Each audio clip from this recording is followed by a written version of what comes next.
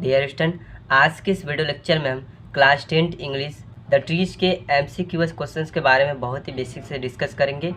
तो सबसे पहला क्वेश्चन यहाँ पे दिया है, where are the trees. Where का मतलब कहाँ, आर द ट्रीज का मतलब जो पेड़े हैं इन द पोएम, इस कविता में।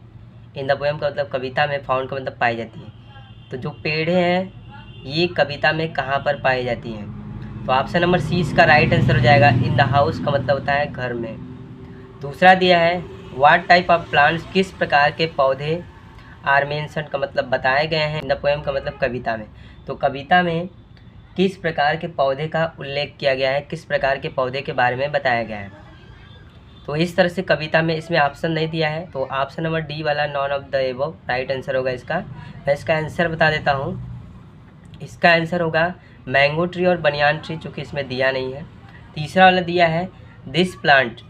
दिस प्लांट्स का मतलब ये पौधे आर, प्लांटेड का मतलब लगाई जाती है, इनका मतलब में, ये पौधे लगाई जाती है। फॉरेस्ट का मतलब हो जाएगा जंगल में। चौथा क्वेश्चन दे दिया है, व्हाट डज पोटेज। व्हाट का मतलब क्या, डज पोटेज का मतलब होती है इनमें, राइट का मतलब लिखती हैं। लॉन्ग लेटर्स का मतलब एक लंबा पत्र लिखती हैं। पांचवा हो जाएगा, पांचवा दिया है, व्हाट इज़ द पोटेज। व्हाट का मतलब क्या, इज़ द पोटेज का मतलब जो कवि है, इसमें कवि होती हैं। हेड का मतलब जो उनका सिर होता है, फुल अप मतलब भर जाता है। तो किस चीज़ से, मतलब ऐसी क्या चीज़ होती है जिनसे उनका जो सिर होता है फुल अप पूरी तरह से भर जाता है। ऑप्शन नंबर डी इसका राइट आंसर होगा। विस्पर्स का मतलब होता है फुसफुसाहटों से। क्वेश्चन नंबर 6 यहाँ पे दे दिया है, व्हाट ट्रीज टू फ्री, आज़ाद होने के लिए, देम स्वयं से, फ्रॉम द क्रैक्स का मतलब दरारों से, of the Bandra Bandra floor के दरारों से आज़ाद होने के लिए जो क्या होती हैं इस तरह से।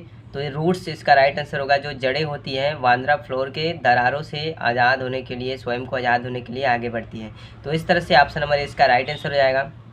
सातवां दिया है, who is the poetess. Who का मतलब कौन, इज़ द पोएटेस का मतलब कवि है। आप तो पोएम कविता के, द ट्रीज कविता के कवि कौन है। एड्रिन रिच इसका राइट आंसर हो जाएगा ऑप्शन नंबर बी। आठवां दिया है, what are the trees compare to. What का मतलब क्या, आर द ट्रीज जो पौधे हैं, पेड़े हैं, कंपेयर करती हैं, तुलना किससे किया जाता है। न्यूली डिस्चार्ज पेशेंट, जिस तरह से एक नया पेशेंट डिस्चार्ज होता है, ठीक उसी प्रकार से जब एक जड़ें दरारों को छोड़ती हैं तो इस तरह से इसके बारे में तुलना की गई है। नवा दे दिया है, what had been empty. What का मतलब क्या, हैड बीन का मतलब रहा, एम्प्टी का मतलब खाली, तो क्या खाली रहा पड़ा। तो इस तरह से फॉरेस्ट ऑप्शन नंबर बी इसका राइट आंसर हो जाएगा, क्योंकि जंगल जो था पूरी तरह से खाली पड़ा हुआ था। 10वां दिया है, नेम द लिटरेरी डिवाइस, एक काव्य उपकरण का नाम लिखना है, यूज जो कि प्रयोग किया गया है, जो कि प्रयोग किया गया है।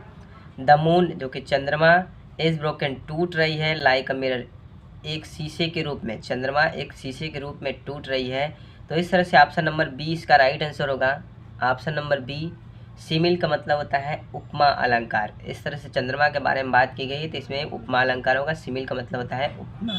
तो इस तरह से हमने द ट्रीज के MCQS क्वेश्चन के बारे में बहुत ही डिटेल से समझा है। तो वीडियो पसंद आए तो वीडियो को एक लाइक जरूर कर दीजिएगा। चैनल पर है तो चैनल को सब्सक्राइब कर दीजिएगा। तो वेरी वेरी थैंक यू।